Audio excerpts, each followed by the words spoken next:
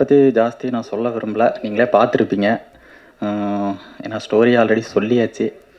ஒன்று ரெண்டு பேரை மட்டும் பற்றியும் சொல்லிக்கிறேன். யதீஷ் அவர் செல்ஃபிஷில் எனக்கு கூட நடித்தார். நல்லா பண்ணியிருந்தார். சரி, இந்த படம் நான் உருவாகிறதுக்கு காரணம் ரோஹித். அவர் தான் செல்ஃபிஷ் எடிட்டிங் சார் ஒரு 1 மந்த் டைம் வேணும் அப்படின்னு கேட்டார். சரி 1 மந்த் இருக்கிறோமே, ஏன் சும்மா உட்காந்துருக்கணும், ஒரு படம் பண்ணிடலான்னு சொல்லி யோசிச்சுட்டு இருக்கும்போது ஒரு கதை ஒன்று க்ரியேட் பண்ணேன்.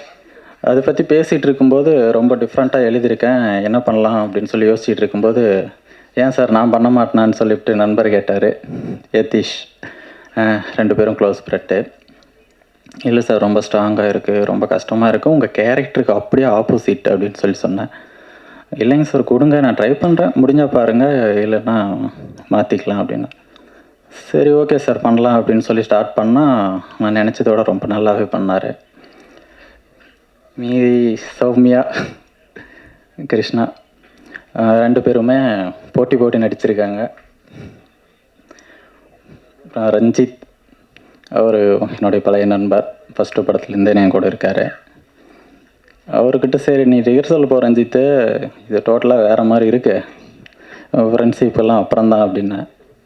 இல்லை சார் நான் பண்ணிடுவேன்னாரு. சரி என்ன தான் பண்ணுவார்னு பார்க்கலான்னு கொடுத்தேன். நினச்சதோட நல்லாவே பண்ணியிருந்தார். அது கிருஷ்ணன்னா. இவரை பற்றி சொல்லணுன்னா என்னுடைய சின்ன ஃபைனான்சியர்னே சொல்லலாம். எனக்கு பணம் இல்லாதப்போ கால் பண்ணுவேன், சிரிப்பேன், அதிலே தெரிஞ்சுக்குவார். எவ்வளோ வேணும்னு கேட்பார். கொஞ்சம் வேணுமா இருக்குண்ணே அப்படிமாரு. சரி அனுப்பிவிட்டுறேன், சீக்கிரம் படத்தை முடிச்சோம்னா சரி அப்படின்னாரு. சரிண்ணே. இந்த மாதிரி தான் சொல்லப்போனால் படம் பார்க்குறப்போ உங்களுக்கு கண்டிப்பாக திருப்தியாக இருக்குன்னு நான் நம்புகிறேன். படம் பாருங்கள், உங்களுக்கு பிடிச்சிருக்குன்னு எழுதுங்க. இது ஒன்று மட்டும் நான் கேட்டுக்கிறேன். ரொம்ப நன்றி. படம் வந்து சயின்ஸ் த்ரில்லராக இருக்கும். கொஞ்சம் எப்படி பார்த்தீங்கன்னா பயமுறுத்துகிற மாதிரி எல்லா சீன்ஸுமே இருக்கும். அவர் எடுத்திருந்தது எல்லாமே பயமுறுத்துகிற மாதிரியே இருந்துச்சு. ஆக்சுவலாக ஒர்க் பண்ணுறதுக்கும் கொஞ்சம் சேலஞ்சிங்காக தான் இருந்துச்சு. இப்போ படம் நல்லா வந்திருக்கு. கூடிய சீன் தேட்டரில் பாருங்கள், எல்லாம் தேட்டரில் பார்த்து ரிவ்யூ சொல்லுங்கள். தேங்க்யூ. நான் இந்த படத்தில் வந்து விஎஃப்எக்ஸ் அண்டு டிஐ பண்ணியிருக்கேன். கேமராமேன் வந்து சூப்பராக ஒர்க் பண்ணியிருந்தார், டிஓபி. ஸோ நல்லா லைட்லாம் பயங்கரமாக பண்ணியிருந்தார். எனக்கும் ஒர்க் பண்ணுறதுக்கு இன்ட்ரெஸ்ட்டாக இருந்துச்சு. நல்லா வந்திருக்கு. நீங்கள் கண்டிப்பாக என்ஜாய் பண்ணணும்னு நம்புகிறோம். தேங்க்யூ. இந்த படத்தில் நான் வந்து மிக முக்கியமான ரோல் பண்ணியிருக்கேன். அந்த ரோல் வந்து எல்லாருக்கும் பிடிக்கும்படியாகவும் ரொம்ப ரசிக்கத்தக்கவாகவும் இருக்கும். உங்கள் எல்லாருக்கும் என்னுடைய ரோல் கண்டிப்பாக பிடிக்கும். ஒன்றும் இல்லை, சின்னதாக ஒரு பதட்டமாக இருக்குது. அங்கே சிங்கிள் கேமரா முன்னாடி நடிச்சிட்டேன். என்னை சுற்றி இங்கே இத்தனை கேமரா இருக்குது. உங்களெல்லாம் பார்த்தா ஏதோ நாங்கள் ஒருத்தர் நிற்கிறேன், நீங்கள் எல்லோரும் கையில் கன்று வச்சு நிற்கிற மாதிரி எனக்கு ஒரு ஃபீல் இருக்குது. வேறு ஒன்றும் இல்லை. அப்புறம் இந்த கைமேரா படத்தை பற்றி சொல்லணும் அப்படின்னா, இயல்பாக சாதாரணமாக மனுஷங்களுக்கு ஒரு சில மிருக குணங்கள் எல்லாமே இருக்கும். இப்போ கணவன் மனைவி இடையே சண்டை வரும்போது மனைவி கணவனை பார்த்து சொல்லுவாங்க, ஏங்க இங்கே வல்லுன்னு நாய் மாதிரி குலைச்சிட்ருக்கீங்க அப்படின்னு. இதோ அம்மா நமக்கு ஏதோ ஒரு வீட்டில் ஏதோ ஒரு வேலை வைப்பாங்க, நம்மளால் அந்த வேலையை செய்ய முடியாது, சோம்பேறித்தனமாக இருப்போம். அப்போ அம்மா நம்மளை பார்த்து சொல்லுவாங்க, ஏன்டா எருமை மாட்டு மேலே மழை பெஞ்ச மாதிரி இருக்க அப்படின்னு. இயல்பாகவே இது வந்து சின்ன சின்ன மிருக குணங்கள் மனிதர்களுக்கு இயல்பாகவே இருந்துக்கிட்டு தான் இருக்குது. இந்த மிருக குணம் எக்ஸ்ட்ரீம் லெவல் போகும்போது இங்கே நம்மளை சுற்றி இருக்கிற மனிதர்களுக்கும் இந்த சமுதாயத்திற்கும் எவ்வளோ பெரிய தாக்கத்தை கொடுக்குது அப்படின்றத நம்ம கைமேரா படத்தினுடைய இயக்குனர் மாணிக் ஜெய் அவர்கள் ரொம்ப அழகாக கொடுத்துருக்காரு. சார் நன்றி சார். இந்த மிருககுணம் எக்ஸ்ட்ரீம் போகாத அளவுக்கு நம்மளுடைய மனித வாழ்க்கை இருக்கணும் அப்படின்ற விஷயத்த சொல்லியிருக்காரு.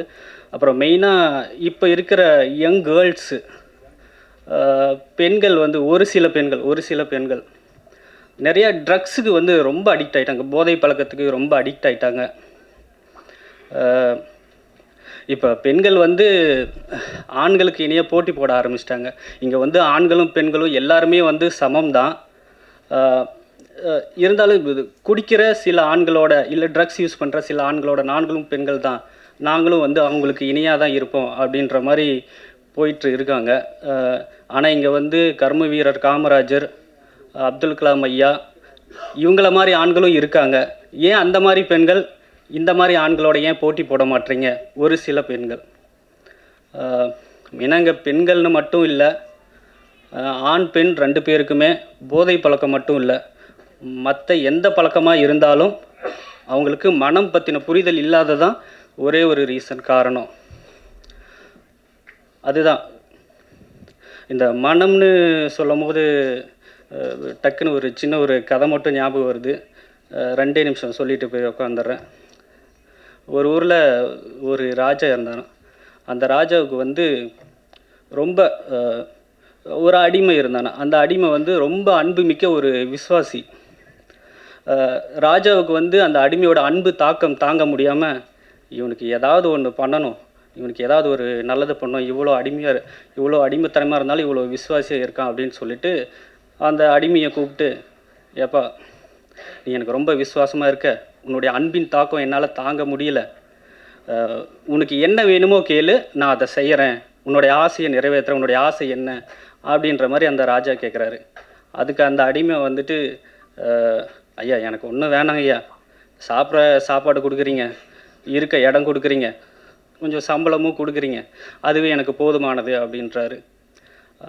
இல்லை இல்லை, நீ அன்பு எனக்கு செலுத்துனதுக்கு நான் திருப்பி உனக்கு ஏதாவது பண்ணல அப்படின்னா உனக்கு நான் வந்து கடங்காரனாக ஆயிடுவேன், உனக்கு நான் ஏதாவது பண்ணியே ஆகணும் அப்படின்ட்டு அந்த ராஜா என்ன பண்ணுறாரு, என்ன வேணும் நீ கேளு அப்படின்றாரு. உடனே இவர் கொஞ்சம் தயக்கத்தோட, ராஜா ஒரே ஒரு நாள் உங்களுடைய சிம்மாசனத்தில் மட்டும் உக்காந்து பார்க்கணுன்னு ஆசை அப்படின்ற மாதிரி சொல்கிறாரு.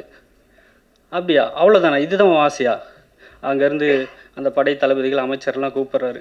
கூப்பிட்டு, இங்கே வா, இவர் தான் இன்றைக்கி ஒரு நாள் முதல்வர், ஒரு நாள் இந்த சீட்டில் இவர் தான் இன்றைக்கி ராஜா, அவர் கட்டளையிட்டால் அந்த கட்டளையை வந்து யாரும் மீறக்கூடாது அப்படின்ற மாதிரி சொல்லிடுறாரு. அப்படியே தயக்கத்தோடு போய் அந்த அடிமை வந்து அந்த சீட்டில் போய் உக்காராப்புல. அப்புறம் கொஞ்சம் நேரம் ஆகுது. நேரம் ஆனோடனே, டேய் நல்லா உக்காரா அப்படின்னோடனே அந்த அடிமை அந்த சீட்டில் உட்காந்து கால் மேலே காலை போட்டு நல்லா ஜம்முன்னு உட்காராரு. மறுபடியும் கேட்குறாரு, ராஜா இன்னும் ஒரே ஒரு ஆசை, என்ன? நான் உங்களுக்கு அடிமையாக அன்பின் நிமித்தமாக பக்கத்துலேயே இருந்தேன்ல, நீங்கள் ஒரே ஒரு நாள் அன்பின் நிமித்தமாக அடிமையாக பக்கத்தில் நிற்கணும், அதை நான் பார்க்கணுன்னு ஆசை அப்படின்னு. அவரும் பக்கத்தில், இவ்வளோதானா, தான் நின்றுறேன் அப்படின்ட்டு டக்குன்னு நின்றுறாரு. நின்னோடனே கொஞ்சம் நேரம் ஆகுது. ஆனோடனே மறுபடியும் அந்த அமைச்சர் படைத்தளபதியை கூப்பிட்டு, இங்கே வா, இவரை கொண்டு போய் சிறையில் போடு அப்படின்றாரு அந்த அடிமை. உடனே கொண்டு போய் அந்த சிறையில் போட்டாச்சு. இன்னும் கொஞ்சம் நேரம் ஆகுது. அவரை கொன்னுட்டு அவர் செத்துட்டாருன்ற செய்தியை வந்து என்கிட்ட சொல்லு அப்படின்னு அந்த அடிமை சொல்லுது. அவரும் அதே மாதிரியே, ஏன்னா இவர் தான் இன்றைக்கி வந்து முதல்வர், அதனால் அப்படியே கொண்டு போகிறாங்க, அவரை கொண்டுட்டாங்கன்ற செய்தியை வந்து இந்த அடிமைக்கிட்ட சொல்கிறாங்க. ஸோ என்னென்னா, மனம்ன்றது நம்மளுடைய அடிமை, அது அடிமையாக இருக்கிற வரைக்கும் நம்ம இங்கே வந்து ராஜாவாக இருக்கலாம். நம்ம அந்த பொசிஷனை இழந்துட்டோம் அப்படின்னா நம்ம மனசுக்கு அடிமையாயிரும். மனம் போன போக்கில் போனால் நம்ம லைஃப் அவ்வளோதான். அதை வந்து அழகாக ரொம்ப சொல்லியிருக்காரு நம்ம மாணிக் ஜெய் அவர்கள். இதுதான், தூண்டிலில் குற்றப்பட்ட புழு மீன் சுவைக்கணும்னு போனால் எப்படி மரணத்தை தழுவுதோ, அதே போல் விளக்கு வெளிச்சத்தால் ஈர்க்கப்பட்ட விட்டில் பூச்சி விளக்கை நோக்கி போய் எப்படி மரணத்தை தழுவுதோ, இந்த மாதிரி 1-2 புலன்களால் பாதிக்கப்பட்ட புழுப்பூச்சிக்கே இந்த நிலைமைன்னா 5 புலன்களால் ஈர்க்கப்படுற நம்ம மனிதர்களோட வாழ்க்கை என்னான்னு நம்ம கண்டிப்பாக புரிஞ்சுக்கிட்டு கொஞ்சம் அவேராக இருக்கணும். நம்ம எம்ஜிஆர் பாடல்கள் வரியில் வர மாதிரி தான், நல்லதே பேசுவோம், நல்லதே நடக்கும். ஓகே, நன்றி. அப்புறம் ஒரு நிமிஷம், மேடை பேச்சுக்கு கொஞ்சம் புதுசு, ஒரு வார்த்தைகள் வந்து தவறுதலாக பேசியிருந்தா உங்கள் வீட்டு பிள்ளையாக நினச்சி என்னை மன்னிச்சிருங்க. நன்றி, வணக்கம். ஹாப்பியாக இருக்குது. இந்த ரோல் பண்ணும்போது எனக்கு ரொம்ப சேலஞ்சிங்காக தான் இருந்தது. ஆனால் இது இவ்வளோ அழகாக வந்திருக்கேன்னா அது டைரக்டர் மாணிக் ஜெய் சார்னால தான். And thank you sir. அப்புறம் எல்லாரும் தியேட்டரில் வரும்போது அதை தியேட்டர் போய் பார்க்கணும். நல்லா இருந்தால் ரிவ்யூஸ் எல்லாம் கொடுக்கணும். Thank you so much. Manik sir வந்து எனக்கு நீண்ட நாள் நண்பர். அவர் படத்தில் ஏற்கனவே ஒரு படத்தில் நான் பண்ணி முடிஞ்சிருக்கேன். பரம்பு அப்படின்னு ஒரு படம் பண்ணார். அந்த படத்தில் நான் வந்து அப்பா கேரக்ட் பண்ணேன். அப்புறம் அதை தொடர்ந்து அடுத்த படம் பூஜை போட்டார். பூஜை போடும்போது மாணிக் எனக்கு அடுத்த படத்தில் என்ன கேரக்டர்னு கேட்டேன். இல்லைனா இந்த படம் வேணாம், அடுத்த படம் பண்ணிக்கலான்னு சொன்னார். ஏன் மாணிக்க அப்படின்னு. இது உங்களுக்கு கொஞ்சம் கஷ்டமாக இருக்கும்ண்ணா அப்படின்னு. அப்படி நடிக்கிறதுக்குன்னு வந்துட்டோம், இதில் என்ன மாணிக் கஷ்டம், எந்த கேரக்டர்னாலும் நான் பண்ணுறேன் அப்படின்னு சொன்னேன். அதுக்கு அவர் சொன்னது, சரி நான் ஷூட்டிங் ஸ்பாட் வரும்போது பார்த்துக்கலாம் அப்படின்ட்டாரு. சரின்னு ஒரு கொஞ்ச நாளில் ஷூட்டிங் ஆரம்பித்தாங்க. அவர்கிட்ட போய் மாணிக்கு இந்த மாதிரி சன்ஸ் கொடுக்குறேன்னு சொன்னீங்க அப்படின்னு. சரி நான் ஒரு 2 நாள் ஒரு டைம் சொன்னார், 2 நாள் கழிச்சு வாங்க அப்படின்னாரு. சரி நானும் 2 நாள் கழித்து நல்லா கெட்ட போட போகிறேன். போய் மேலே எங்களையும் பார்த்தாரு. பார்த்துட்டு சரி நான் மதியானத்துக்கு மேலே பார்க்கலாம் அப்படின்னாரு. அப்புறம் மறுபடியும் மதியானம் லஞ்ச் டைம் போய் பார்த்தேன். பார்த்துட்டு மாணிக்கு பார்க்க சொன்னீங்க அப்படின்னு. சரி நான் 4 மணிக்கு உங்களுக்கு ஸ்டார்ட் அப்படின்ட்டாரு. எனக்குள்ள ஒரு சந்தோஷம், சரி நமக்கு வாய்ப்பு கொடுத்துட்டாரு அப்படின்ட்டு. அப்புறம் 4 மணிக்கு போய் நின்னேன். நல்லா டிப்டாப்பாக போய் நிற்கிறேன். மேக்கப்லாம் போட்டுக்கிட்டு போய் டிப்டாப்பாக போய் நிற்கிறேன். பார்த்தாரு, ட்ரெஸ் எல்லாம் கழட்டி வச்சுட்டு ஜட்டி எடுப்பாங்கன்னு இல்லை அப்படின்னாரு. என்னடா நம்மளை இப்படி சொல்கிறாருன்னு யோசிக்கல நான். சரி நமக்கு வாய்ப்பு முக்கியம் அப்படின்ட்டு ஜட்டியோட போய் நின்னேன். இதுதான் உனக்கு கேரக்டர், இதுதான் சீன் அப்படின்ட்டு. இந்த படத்தில் முத என்னை ஜட்டியோடு தான் நடிக்க வச்சார். எனக்கு அந்த வாய்ப்பு கொடுத்ததுக்கு ரொம்ப நன்றி. வணக்கம். நான் இந்த கதைக்கு வர்றதுக்கு முன்னாடி டைரக்டர் மாணிக்கம் சார் கூட நடிச்சிருக்கேன். அவங்கள வந்து எனக்கு 13 வருஷமாக தெரியும், கிட்ட 13 வருஷமாக. அவங்க வெல் டேலண்டட், ஆனால் ரொம்ப ஹார்ட் ஒர்க்கு. அவங்க சும்மாவே உட்கார மாட்டாங்க, யோசிச்சுட்டே இருப்பாங்க. நாங்கள் ஏதோ ஒன்று பேசினா அவங்க எங்கேயோ எடுத்துகிட்டு போயிடுவாங்க கதையை. நான் என்ன கேட்டேன்னு மறந்துடுவேன். சரி சார், ஓகே சார் அப்படின்ட்டு போயிடுவேன். அதுக்கப்புறம் யோசிப்பேன் என்ன தான் பேசினேன் என்ன அப்படின்ட்டு. ஏன்னா அவங்கக்குள்ளே அவ்வளோ திறமை இருக்குது, அவ்வளோ விஷயத்த யோசிக்கிறாங்க. இப்போ உள்ள ஜென்ரேஷனுக்கு என்னென்ன தேவையோ, மக்களுக்கு என்னென்ன தேவையோ, என்ன இல்லை, என்ன வரப்போகுது, இதெல்லாமே கம்மிங் ஜென்ரேஷனில் என்ன தேவையோ அத்தனையும் இப்போ யோசிக்கிற மென்டாலிட்டி நம்ம டைரக்டர் சார். அவங்க எனக்கு என்னோடய படம் வந்துட்டு பரமு. அதில் எனக்கு சின்ன ஒரு ரோல், அவ்வளோதான். அதுக்கப்புறம் நம்பி எனக்கு திரும்பி கொடுத்தாங்க.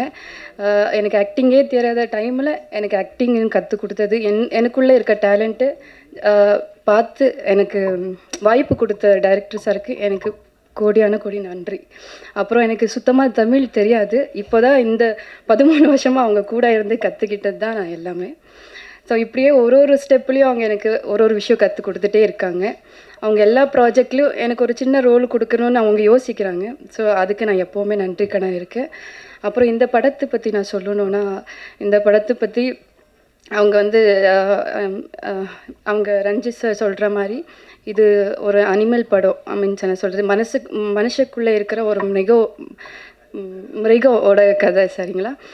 அது என்னன்னா, இப்போ எல்லாருக்குள்ளே ஒரு முன்னாடி பார்த்தா எல்லோரும் நல்லவங்களா தெரிவாங்க. அவங்க உள்ளுக்குள்ளே எவ்வளோ வந்து இது இருக்குன்னு அவங்களுக்கு தெரியும். கொடுமையான ஒரு கேரக்டர் உள்ளுக்குள்ளே இருக்கும். அது அவங்கக்கிட்ட வெளிப்படையாக சொல்ல மாட்டாங்க, நடிச்சுட்டே இருப்பாங்க. ஆனால் சில ஒரு சர்டன் டைமில் அது எப்போவுமே உள்ளுக்குள்ளே இருக்காது, அது வெளிப்படையாக வந்துடும். அந்த ஒரு அழகான ஒரு காட்சியை சார் வந்துட்டு தெளிவாக புரிய வச்சுருக்காங்க இந்த கதையில். ஸோ அப்படி தான் மனிதங்களை யார் எப்படின்ட்டு ஜட்ஜ் பண்ண முடியாது. எல்லாருக்குள்ளே ஒரு மிருகம் இருக்குது. அந்த மிருகத்தை எடுத்து காட்டியிருக்காங்க. இந்த படம் பார்த்து நீங்கள் வெளியில் வரும்போது உங்களுக்கே தெரியும், 100% நீங்கள் சாட்டிஸ்ஃபேக்ஷனாக இருக்கீங்க. அப்புறம் வந்துட்டு நம்ம ஹீரோ சார் பற்றி சொல்லி ஆகணும். அவங்க பார்க்கும்போது ஆக்சுவலி நிறைய டேலண்டடு. அவங்க கூட பேசும்போது தெரியும் அவங்க இவ்வளோ டேலண்ட் இருந்து ஏன் இன்னுமே அவங்க க்ரோத் வரல, ஏன் இன்னும் அவங்களுக்கான ஒரு ஸ்பேஸ் அவங்க எடுத்துகிட்டு வரலன்ட்டு. பிகாஸ் அவங்க நல்லா நடிப்பு வரவங்களுக்கு நல்ல வாய்ப்பு கிடையாது. ஒன்றுமே தெரியாத திறமை இருக்கவங்களுக்கெல்லாம் இந்த இதில் வாய்ப்பு இருக்குது. ஏன்னா அவங்களுக்கு காசு பணம் அதனால தான் எல்லாமே ரெஸ்பெக்ட் பண்ணுறாங்க. ஆனால் வாய்ப்பு இருக்கவங்க எப்போவுமே கீழே தான் இருக்காங்க. கிட்ட இந்த படம் இது எல்லாமே வந்து நம்ம ஸ்டார்ட் பண்ணது சார் மாணிக்கம் சார் வந்துட்டு என்றைக்கும் வந்து க்ரோ அப் ஆகிக்கணும். ஏன்னா அவங்க திறமை, அவங்க கஷ்டம் மட்டும் தான் இங்கே வரைக்கும் கொண்டு வந்திருக்கு. காசு பணம் மற்ற எதுவுமே கிடையாது. ஸோ முடிஞ்சவளுக்கும் இந்த படமே தியேட்டரில் மட்டும் பாருங்கள். முடிஞ்சவளுக்கும் எல்லோரையும் சப்போர்ட் பண்ணுங்கள். மீண்டும் நம்மளை மாதிரி ஆர்டிஸ்ட்டுங்க, நம்மளை மாதிரி கஷ்டப்படுற எல்லாருக்கும் நீங்கள் தெளிவாக புரிய வைங்க. ஸோ இதுதான் ஒரு thank you so much everybody. Thank you so much sir. ಕೈಮೇರ ಚೆನ್ನಾಗಿ ಮಾಡಿದ್ದೀವಿ ಮೂವಿ, ಎಲ್ಲರೂ ಬಂದು ಥಿಯೇಟ್ರಿಗೆ ನೋಡಬೇಕು. ತಮಿಳ್ನಾಡಿಗೆ ಬಂದು ಮಾಡಿದ್ದೀವಿ.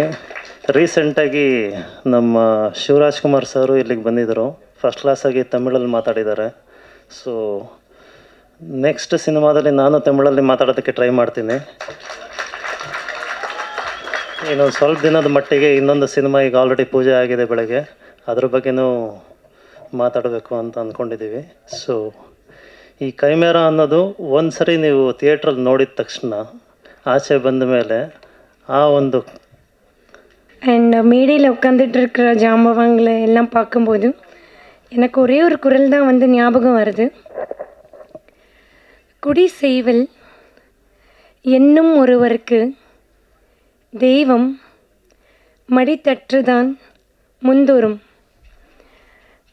அதுக்கு என்ன அர்த்தம்னா, நம்ம வாழ்க்கையில் எப்போவுமே மேலேக்கு மேலே போயிட்டுருக்கும்போது நிறைய நியூ கமர்ஸ் வந்துட்டுருப்பாங்க. ஓகே, ஸோ ஒருத்தங்க வந்து ரொம்ப கிரேட் லீடராக இருக்க முடியுது, ஒரு தலைவராக இருக்கிறதுக்கு ஒரே ஒரு காரணம் வந்து அவங்க கிரேட்டாக இருக்கிறது மட்டும் போதாது, கூட இருக்கிறவங்கள கூட அவங்க சப்போர்ட் பண்ணால் மட்டும் தான் அவங்க கிரேட் லீடராக இருக்க முடியும், ஒரு கிரேட் ஹியூமன் பீனாக இருக்க முடியும். ஸோ இன்றைக்கி நான் பார்க்குறேன், இது வந்து புதுமுகங்கள் எல்லாருமே ரொம்ப நல்லா நடிச்சிருக்காங்க. மாணிக்கம் சார் என்ன நல்லா தெரியும். அதோட ஒரு உதாரணம் வந்து ஜான் சார். எல்லா யங்ஸ்டர்ஸை வந்து அவங்க சப்போர்ட் பண்ணுவாங்க. அவங்க சப்போர்ட் பண்ண நிறைய பிஆர்ஓஸ் மேனேஜர்ஸ் எல்லாம் நம்ம பார்க்க முடியுது. இன்றைக்கி எல்லோரும் மீட் பண்ணேன், எல்லாருமே ஒரு ஃபேமிலியாக வந்துட்டு சப்போர்ட் பண்ணிகிட்ருக்காங்க. அண்ட் மேடையில் உட்காந்துட்டு இருக்கிற ஜாம்பவாங்கள் ஆர்யுது கமாசரன் பெரும்ப சார் பற்றி சொல்ல போனோன்னா, எப்படி ஒரு எவ்வளோ அக்கம்ப்ளிஷ் பண்ணியிருக்காங்க லைஃப்பில். ஆனால் ஒரு யங்ஸ்டர்ஸை வந்து சப்போர்ட் பண்ணணும். ஸோ இந்த ஒரு குரல் தான் எனக்கு மைண்டில் வந்தது இருக்கும். ஸோ இதுலேருந்து இந்த ஈவெண்ட்லேருந்து எடுத்து போகிற ஒரே ஒரு விஷயம் வந்து, நீங்கள் எந்த உயரத்துக்கு போனாலும் மற்றவங்களுக்கு நீங்கள் வந்து உதவியாக இருக்கணும். ஸோ இது வந்து ஃபுல் அண்ட் ஃபுல் ஒரு ஃப்ரெஷ் டீம் வந்து இந்த படத்தை வந்து பண்ணியிருக்காங்க. ஸோ எல்லாருமே வர ஃப்ரெஷ் முகங்களை வந்து நீங்கள் சப்போர்ட் பண்ணுங்கள். ஏன்னா இந்த இண்டஸ்ட்ரிக்கும் ரொம்ப ஹெல்த்தியான விஷயம், என் சொசைட்டிக்கும் ரொம்ப ஹெல்த்தியான விஷயம். So thank you so much. என்னை எப்படி சப்போர்ட் பண்ணீங்களோ press and media, when I was fresh ஃபேஸாக வரும்போது என்னை இன்றைக்கி இங்கே நிற்க வச்சுருக்கீங்க, அதே மாதிரி இந்த யங்ஸ்டர்ஸை வந்து கூட சப்போர்ட் பண்ணுங்கள். Thank you so much. இயக்குனர் மாணிக் ஜெயின், தமிழ் சேலம்ங்கிறாரு, நான் பேர் நார்த் இந்தியன் நேம் மாதிரி இருக்கேன். என் படத்தில் நடித்த ஹீரோ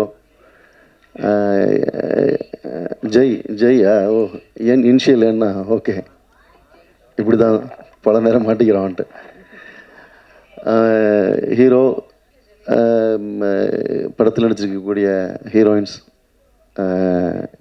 தமிழ் சினிமாவில் எப்போவுமே திறமையானவங்களுக்கு எப்போவுமே இடம் உண்டு. அதனால் வந்து இங்கே வந்து திறமையானவர்களுக்கு இடம் இல்லைன்னு ஃபீல் பண்ண வேண்டாம், கொஞ்சம் தாமதமாகும். அதுக்கு நிறைய பேர் உதாரணம் இருக்காங்க, நடிகர்கள்லேருந்து இயக்குநர்கள்லேருந்து.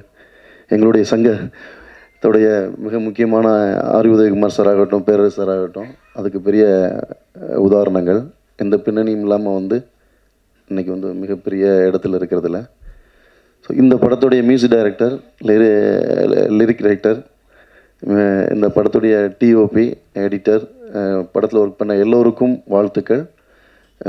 ஜான், உங்களுக்கு ஜான் எனக்கு ரொம்ப பிடிக்கும், ஜானுக்கும் வாழ்த்துக்கள், நன்றி. எனக்கு ஆச்சரியம் போச்சு, பேசுகிறது கவிதா தானா இல்லை பெங்களூர் இறக்குமதியா அப்படின்ட்டு ஒரு டவுட்டு. இவ்வளோ அழகாக கன்னடம் பேசுகிறாங்களே, இல்லை இடையில கமல்ஹாசன் சாருக்கு சின்ன பிரச்சனை வந்துடுச்சு, அதில் பயந்து போய் கன்னடம் கற்றுக்கிட்டாங்களா? ஏகப்பட்ட கேள்வி. ஆனால் அதுக்கப்புறம் தமிழில் கொஞ்சம் பேசி தமிழிச்சு தான் அப்படின்ட்டு நிரூபிச்சிட்டாங்க. கதாநாயகன், நீங்கள் அமைதியாக இருந்தாலே அழகு, பேசணும் அவசியமே இல்லை. அவருக்கு தமிழில் பேசுகிறதா, இங்கிலீஷில் பேசுகிறதா, இல்லை தமிழ்நாட்டில் வந்து கன்னடம் பேசுனா தப்பாக போயிடுமா, இத்தனை கொஸ்டின். தமிழர்கள் வந்து அப்படி இல்லை, நீங்கள் எதை பேச ரசிப்போம். நாங்கள் கன்னடம் பேச ரசிப்போம், தெலுங்கு பேச ரசிப்போம், மலையாளம் பேச ரசிப்போம். எங்களுக்கு மொழியே பிரச்சனை இல்லை. தமிழர்கள் மாதிரி பெருந்தன்மையாலும் யாருமே இல்லைங்க. இங்கே திறமை தான் முக்கியம். எங்களுக்கு பிடிக்கணும், அவ்வளோதான். ரஜினி பிடிச்சி போச்சுன்னா நாங்கள் சூப்பர் ஸ்டாராக கொண்டாடிடுவோம். சரோஜதேவி பிடிச்சி போச்சுன்னா கன்னட க்ளீனாக பட்டம் வைப்போம், நாங்கள் வைப்போம், தைரியம் வைப்போம். கன்னட க்ளீன்ட்டு நீ கன்னட பைங்கில் அவர் தேவராஜை கட்ட வச்சுருக்காரு. அவங்களுடைய அந்த காலகட்டமில் நம்ம சிம்ரன் குஷ்புனா கட்ட சொல்லுவோம். பானுமதி சரோஜதேவினா அவர் என் பட்டம்லாம் கட்ட சொல்லுவார். என்னென்ன கன்னட பைங்கிலி. நீங்கள் அங்கே நாங்கள் எங்கள் தமிழ் பொண்ணை நடிக்க வைக்க அனுப்புகிறோம். நீங்கள் தமிழ் பைங்கிலி இங்கே பட்டம் வைப்பீங்களா யாராவது? நாங்கள் வைப்போம்யா, வைப்போம் இல்லைண்ணே? ஆமாம், கன்னட கட்டளகி நாங்கள் நல்லா வைப்போம். சொல்கிறேன், நீங்கள் பயப்படக்கூடாது. ஹீரோ வந்து நீங்கள் கன்னடத்திலே பேசுகிறீங்க அழகா. பாருங்கள், நீங்கள் இங்கிலீஷ் பேசும்போது இங்கே யாரும் கைதட்டலை, ஆனால் கன்னடம் பேசும்போது அங்கே எல்லோரும் கைதட்டணும். அதான் தமிழர்கள். தமிழ் பெருமை சொல்லிட்டே போகலாம். எங்களுக்கு தெரிஞ்ச விஷயம் இது வரைக்கும் தமிழில் இருந்தால் உலகத்தின் முதல் மொழி தமிழ் சொல்லிக் கொடுத்துட்டாங்க எங்களுக்கு. தமிழில் இருந்தால் தெலுங்கு போச்சு சொல்லிக் கொடுத்துட்டாங்க. தமிழில் இருந்தால் மலையாளம் உருவானதும் சொல்லிக் கொடுத்துட்டாங்க. தமிழில் இருந்தால் கன்னடம் உருவாச்சும் சொல்லிக் கொடுத்துட்டாங்க. இதெல்லாம் வரலாறுன்னு நாங்கள் நம்புகிறோம். கன்னடம் வேறு தமிழ் வேறுனா ஓகே, எங்கள் ஆர்குமெண்ட் பண்ண மாட்டாங்க. நாங்கள் எங்கள் நம்பிக்கை சொல்கிறோம். கன்னடத்துக்கும் தமிழ் சம்மந்தம் இல்லை. யாரும் ஆர்குமெண்ட் பண்ணுறாங்களா யாராவது? நீங்கள் அப்படி ஒரு நம்பிக்கை தான் நீங்கள் நம்பிக்கைங்க. எங்கள் நம்பிக்கை இப்படி. கடவுள் ஒருத்தன் இருக்கிறாங்கிறான், ஒருத்தர் கொஸ்டின் இல்லைங்குது, அது அவங்க நம்பிக்கை. இல்லைங்கிறது இருக்குங்கிறது இன்னொரு நம்பிக்கை. அது மாதிரி இங்கே தமிழ் மண்ணில் மொழிக்கும் கலைக்கும் சம்பந்தம் இல்லை. உங்களை வரவேற்கிறோம். வாழ்த்துக்கள். போதுமா கவிதா மேடம்? கண்டென்ட் போதுமா? அதுக்கு அவர் இருக்கார். நான் சொல்கிறேன், எனக்கு வந்து தமிழே சரியாக தெரியாது, நான் ஒத்துக்கிறேன். ஆனால் எங்கள் தலைவர் இருக்கார்ல, இயக்குனர் தலைவர், தமிழோட கன்னடம் அழகாக பேசுவாங்க. உண்மையை நான் உங்களுக்கு சொல்கிறேன். உண்மை இல்லையா? நான் பார்த்துருக்கேன் பெங்களூரில். இங்கே நான் கன்னட பேசி பார்த்தது இல்லை. ஆமாம். அங்கே பெங்களூர் போயிட்டு ரூட்டு கேட்குறான். நான் எப்படா கேட்குறேன், அப்படியே கன்னட கவிதை மாதிரி வருது. அவன் டிரைவர் மேலாடுறான். அவரை விட இவர் நல்லா பேசுகிறார். கன்னடத்தில் பெங்களூரில் இருக்கிற டிரைவரை விட அவர் திருத்துறார், அப்படி பேசக்கூடாது அப்படிங்கிறாரு. என்னடா அது? அப்போ அந்தளவுக்கு கற்று வச்சுருக்காரு. ஏன்னா அவர் நினச்சிருக்காரு, இங்கேயும் இல்லை அங்கேயும் ஒரு எஜமான் எடுக்கணும், அங்கேயும் ஒரு சின்ன கொண்டு எடுக்கணும்னு நினச்சி கற்றுக்கிட்டாரு நினைக்கிறேன். நீங்கள் அப்புறம் தனியாக சொல்லுங்க. அங்கே நிறையா பேசுவார். இப்போ நான் சொன்னது அழகாக சுருக்கமாக திருக்குறமாக சொல்லிடுங்க. இப்போ அவர்கிட்ட சொல்லிடுங்க. எல்லா கேமராவும் அங்கே பேன் பண்ணுங்க, சொல்லுங்கள். என்ன நான் பேசிக்கிட்டு அவர் பேசுங்க.